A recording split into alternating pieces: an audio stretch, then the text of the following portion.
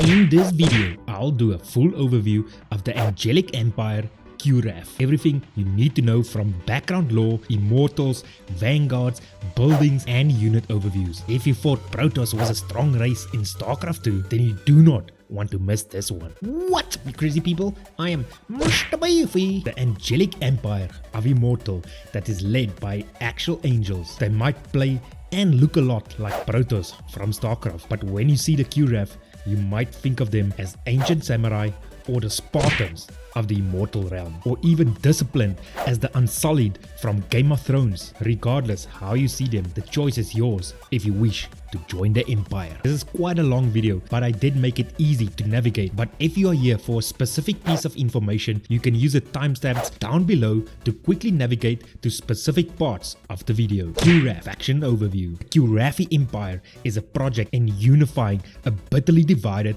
and damaged world through a healing truth and ever-expanding social organism. This is achieved by imperial state and armies empowered and led by actual angels from the heavens. QRAFi Immortals. Orzum, a very low difficulty to master. Orzum, first Khan of the godhead Aros, has long sought the unification of the mortal realms by act of ordained conquest. Tireless and unyielding Orzum's many campaigns against the heathen realms have expanded the Empire's borders and swelled the Legion's ranks. With the godhead Aros missing and the Empire in crisis, all eyes have fallen to the zealous Arash. In the shadow of the empty throne, Orzum has steeled his people for one last campaign, and that will reforge QRAF and spread a faith across the expanse of creation. Orzum's unique Vanguard units. Zentari is the juggernauts of Orzum's army. They replace the standard Sempari units from the Legion Hall, thanks to soak up some real damage when in hollow ground their base attack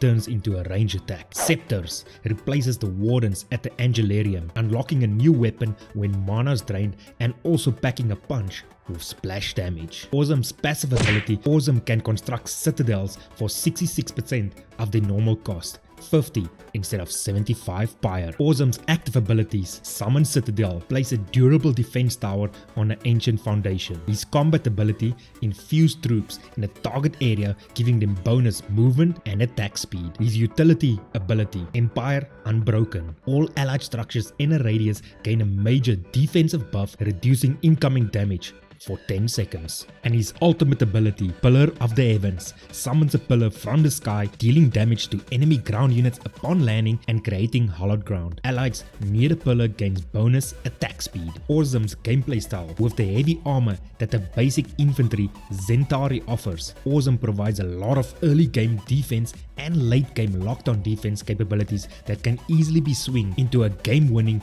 counter-attack. The next Immortal, Ajari, low difficulty to master. Ajari, daughter of the Dawn constellations, embodies the more compassionate elements of the QRAF Empire in its godhead. Ajari began a reign over humans by healing and teaching the apocalypse-ravaged tribes during the founding period. Under her care, the Empire's population grew in numbers and strength, eager to push outwards to reclaim the world from bandits, warlords and beasts. Ajari's unique Vanguard units. Sao Shin, the heavy armor soldiers, replaces the Magi at the Reliquary. They are a strong battlecaster that heals allies. Archmother replaces the Hallower in the House of Fading Saints and provides heavy damage reduction for friendly troops. Ajari's passive. All allied units heal 1 health per second while in hallowed ground, and if not on hallowed ground, gains a burst of healing when stepping on hallowed grounds. Ajari's active abilities. Summon Citadel, places a durable defense tower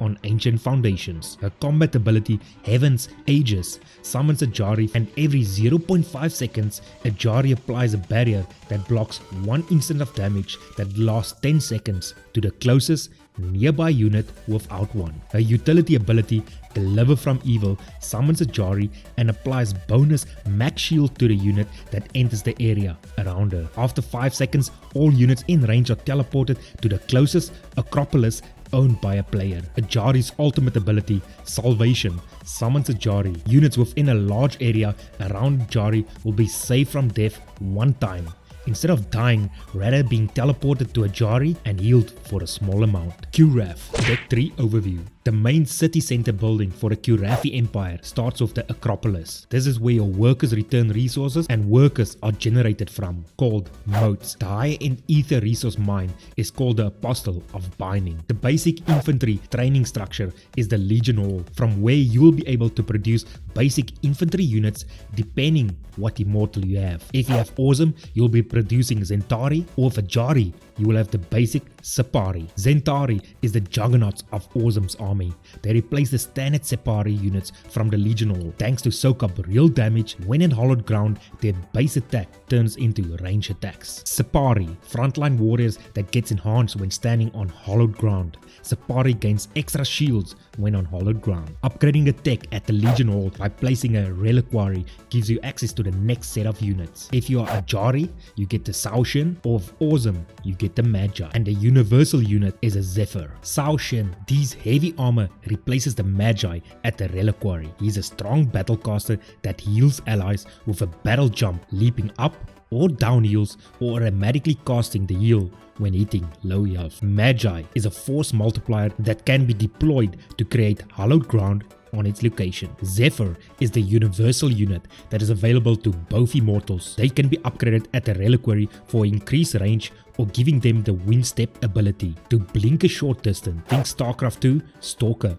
blink micro here. Going to the mid-game tech, the Soul Foundry can be crafted to give access to the Dervish, Absolvers, or the Castigators. Dervish is a swift run-by unit used for harassing and quickly running away. They can only attack ground units. They are a very strong counter to light units, can place mines and attack in area of effect. They can also be upgraded to even faster moving speed. Absolvers is a mobile light tank kind of unit. They deploy in a stationary position for increased attack speed. Absolvers attack only ground units, but very aggressive defensive units that lays down crazy amount of attack speed. Castigators is a tough walker that specializes against air and heavy units. If the enemy is going air tech, this long range anti-air is a perfect counter. Upgrading the mid-game tech by adding a House of Fading Saints will give you access to the Hollower if you're playing with Orzum, or Arc Mother if you're playing with Ajari. When playing as Orzum,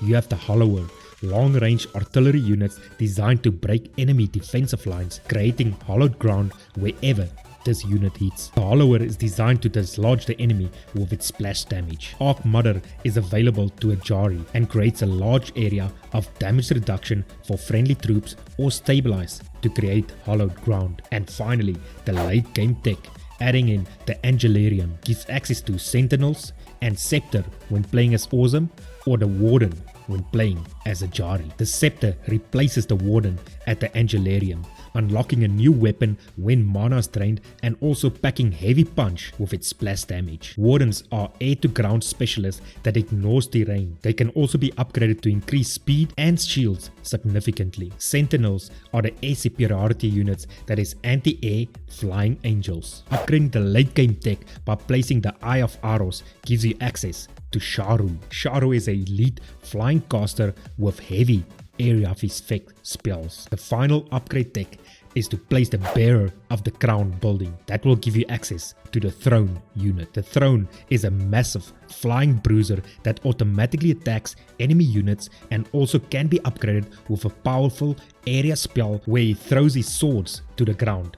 I like to think of this unit as a battle cruiser from Terran in StarCraft 2. The game plan. Thanks to Zard the Sun Bear from the Immortal Discord channel for sharing his insight and helping me understand the race a little bit better. The key gameplay mechanism that sets QRAF apart is the hollowed ground mechanic. Various units gets various buffs when standing on the hollowed ground and turns them into a very strong home defense unit. A ball of death is how to plan and operate with QRAF units. The QRAF units operate better in a big cluster of units. Orzum creates a very strong defensive race. Hold off from committing on full attacks and make sure you hold a strong defense till you wear down your opponent and then push back and crush them. QRAF players need to be good at handling multi-prong attacks and a strong defense countering harass from all over. They are strong at defending one area, but their weakness is handling defense in multiple areas, as the forces of QRAF works best in a ball of death. The basic starting building order